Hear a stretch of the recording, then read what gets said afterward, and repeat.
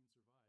that supposedly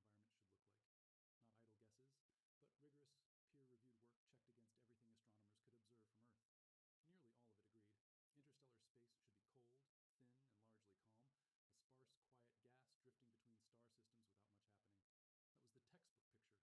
What it found didn't match at all. A few years after entering interstellar space, Voyager 1's plasma wave instrument, 1970s hardware never built to run this long, started picking up something nobody anticipated. A steady, narrowband hum sitting inside the interstellar plasma that, by every standard model of the time, simply shouldn't have appeared the way it did. This wasn't a one-off blip that could be dismissed as noise or a glitch. It was recorded again and again, spanning a region of space over 900 million miles wide, roughly 10 times the distance from Earth to the Sun. When researchers finally published their findings in a major astrophysics journal, their conclusion was blunt and a little jarring. Interstellar space isn't the smooth, uniform emptiness the models described for decades. It's turbulent, with structure at every scale, from meters to millions of miles. The environment past our solar system turned out to be far more complex and active than any theoretical model had prepared us for. And the only reason we know that is because, for once, we had something out there to actually check. Since combat began on February 28th, Iran had built its naval approach around fast attack boats crewed by the IRGC Navy, backed by sea mines, small, nimble, plentiful, meant to threaten commercial vessels and complicate any U.S. push to reopen the Strait. Tehran's bet was that no American aircraft could efficiently hunt them down one by one. That's a genuine weakness for most modern fighter jets. Aircraft built for high altitude, dogfighting or precision hits on stationary targets, are designed to hang low over the water spot. Small boats by eye and work through them methodically. Air Force Times reporting points to exactly this as the gap the A-10 fills. It carries that same Avenger cannon firing roughly 3,900 rounds a minute, along with AGM-65 Mavericks and laser-guided APKWS rockets, all well matched to taking out small, quick surface craft in cramped coastal waters. But weapons aren't really the heart of the story. According to the same reporting, what matters most is loiter time, the Warthog's capacity to stay on station for hours without returning to base. An F-35 or F-16 can land a precise hit, and then it's gone. It can't hover over a section of the strait for hours, waiting for the next boat to emerge from a hidden cove. The A-10 can do exactly that. The war zone also reported that Warthog air crews had reportedly rehearsed this precise scenario, hunting Iranian fast boats near Hormuz for years in advance. IRGC fast boats generally move in coordinated groups, sometimes called swarms, darting from hidden coves to hit a target from several angles, before pulling back into the maze of islands along Iran's coastline. A single high-end multi-role fighter and well-suited to that. It can take out a boat or two with a guided weapon, then has to head home to reload while the rest scatter. The A-10 doesn't share that limitation. Its cannon holds enough ammunition to work through many targets in a single patrol, and its loiter time lets it hold position over a stretch of coast long enough to catch boats as they launch, rather than only responding after an attack has already happened. A swarm-based small boat doctrine ran headfirst into the one aircraft in the American arsenal purpose, built to methodically grind through exactly that kind of target for hours on end. The results speak for themselves.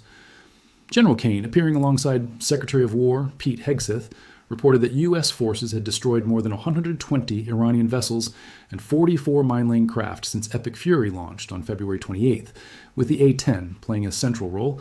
CENTCOM Commander Admiral Brad Cooper said in a mid-March video statement that U.S. forces had already taken out over 100 Iranian naval vessels by that point, and vowed the campaign to neutralize Iran's ability to threaten straight shipping would keep going.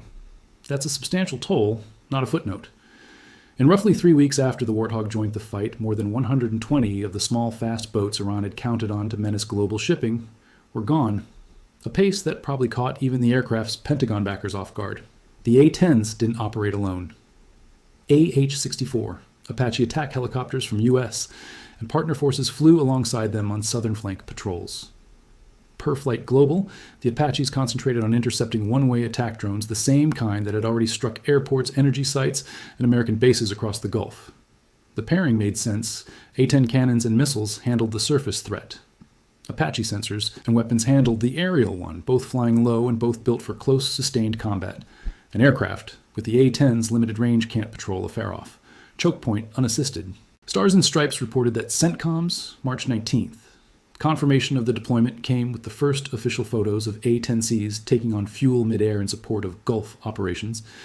The same tanker fleet, KC-46s and KC-135s, that was enabling long-range B-2 bomber sorties out of Missouri, was also on a smaller scale, keeping Warthogs fueled and in position long enough to finish the job. Around the same time, the U.S. brought in 5,000-pound bunker-busting bombs per the New York Post, targeting underground sites, storing drones, boats, and mines feeding Iran's naval effort. Kane confirmed these strikes as part of the same operation, linking this maritime campaign directly to the broader pattern of deep strikes that shaped much of the war. This was no small internal disagreement. Throughout the 2010s and into the 2020s, Air Force leadership repeatedly tried to retire the A-10 fleet, arguing that its lack of stealth and speed made it too vulnerable against advanced defenses from a peer competitor like Russia or China, and that jets like the F-35 could take over its close air support duties. Lawmakers from both parties blocked those efforts. Nearly every time, some genuinely doubting faster jets could match the Warthogs, loiter time and cannon output. Others worried about maintenance jobs tied to the plane in their home districts. That fight spanned nearly 10 years of hearings and budget battles, with retirement plans repeatedly stalled. The Hormuz mission landed squarely in the middle of that unresolved debate, about as strong a vindication as the plane's congressional defenders could have hoped for. The Strait is a punishing setting for naval interdiction, a choke point only 21 nautical miles wide, dotted with small islands and hidden coves where fast boats can stage before striking passing ships. Reporting from the Wall Street Journal relayed through a Yahoo BNet news summary described the Pentagon's overall plan as multi-phase. First, cut down the threat from Iranian naval forces mines and cruise missiles, then send warships to escort tankers and commercial traffic through the A-10 and Apache campaign was Phase 1. The stakes make the level of commitment clear, per the U.S. Energy Information Administration, roughly one-fifth of the world's oil supply passes through the Strait of Hormuz. A shutdown wouldn't be a regional hiccup, it would threaten global energy markets, which is exactly why the Pentagon leaned on this particular mix of an aging attack jet, dedicated helicopters, and bunker buster bombs to dismantle the threat. Worth noting, plainly, allied nations weren't rushing to join in. French President Emmanuel Macron argued that any future maritime security mission in the Strait should operate under a UN mandate and only after the war ended, offering to help escort ships once fighting stopped, but ruling out French participation in forcibly reopening the Strait during active combat. Germany and Italy took similar stances, tying any involvement to a ceasefire and international mandate and parliamentary sign-off. Britain said it was coordinating with European Gulf and American partners on a plan to eventually restore shipping. In these early weeks, the actual combat was largely an American operation, with major allies staying out of the fighting. Until hostilities ended, Iran has spent years shaping its naval doctrine around asymmetric tactics, swarms of cheap, fast, disposable boats rather than a conventional navy that could never go toe-to-toe with American sea power. The idea overwhelm a stronger opponent through sheer numbers and unpredictability. That approach works reasonably well against conventional naval forces built for open ocean fighting. It has far less of an answer for an aircraft, specifically built and specifically trained for decades to loiter overhead and methodically eliminate exactly that kind of small, fast target. This deployment also coincided with a broader upgrade push across U.S. helicopter aviation. Flight Global reported that Sikorsky delivered its first H-60M EX, an upgraded Black Hawk variant, around the same window. It's a reminder this wasn't simply old hardware, outperforming new hardware. It was a wide mix of American aircraft, from decades-old Warthogs to brand-new helicopter models, all being deployed and refined simultaneously, each suited to a different part of a complicated fight. I haven't found any on the record. Iranian government statement describing alarm over the A-10 deployment. And I won't invent one, just to make the story punchier. What's confirmed from CENTCOM's own statements and Kane's own remarks is the scope of the outcome: more than 120 Iranian vessels and 44 mine-laying craft destroyed within roughly 3 weeks of this aircraft combination entering the fight. Whatever Iran's naval commanders were thinking as those losses piled up, the documented results speak for themselves. The Apache wasn't simply a backup doing the A-10's job. The AH-164E variant, confirmed by Boeing, in this theater, carries a mast-mounted sensor system that lets it scan for threats while keeping most of the aircraft hidden below terrain or wave height, a real edge against low-profile targets like fast boats or low-flying drones. Its 30mm chain gun and Hellfire missiles gave it a different complementary role from the A-10's. Cannon runs, often better suited to precise single-target hits against drones that need finer tracking than a boat swarm does, pairing fixed-wing Warthogs against the surface threat with rotary-wing Apaches against the aerial drone threat, gave commanders genuine layered coverage across both domains. None of this happened in a vacuum.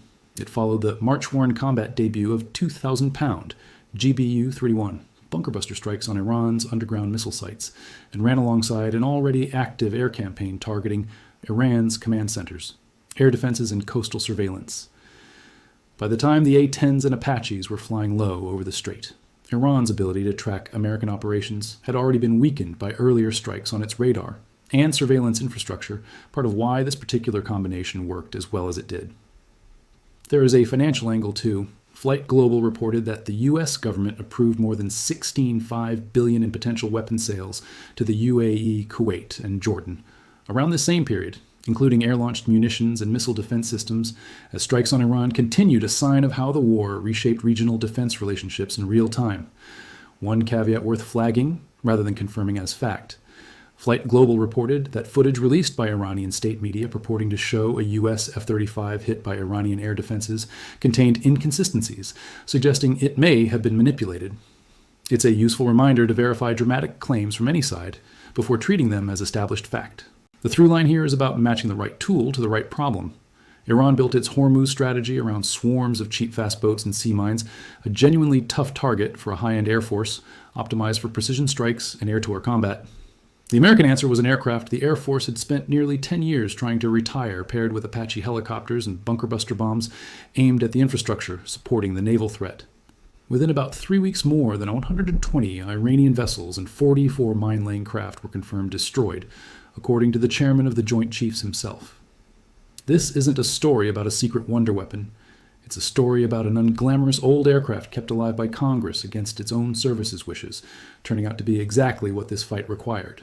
Flown by pilots operating at low altitude at slower speeds, within range of Iranian shore defenses, in precisely the kind of exposure critics had warned about for a decade. The mission's succeeding doesn't erase the real risk the crews took on. Every figure here traces back to named sources. General Dan Kane's, Pentagon briefings, Admiral Brad Cooper's, public statements, and reporting from Air Force Times, the War Zone Flight. Global, the Wall Street Journal via a secondary outlet, and the New York Post, all covering March 2026. Wherever a claim couldn't be confirmed, like a specific account of Iranian panic that's been noted rather than invented. The Strait of Hormuz isn't the only narrow contested waterway where a small boat swarm strategy could plausibly threaten shipping.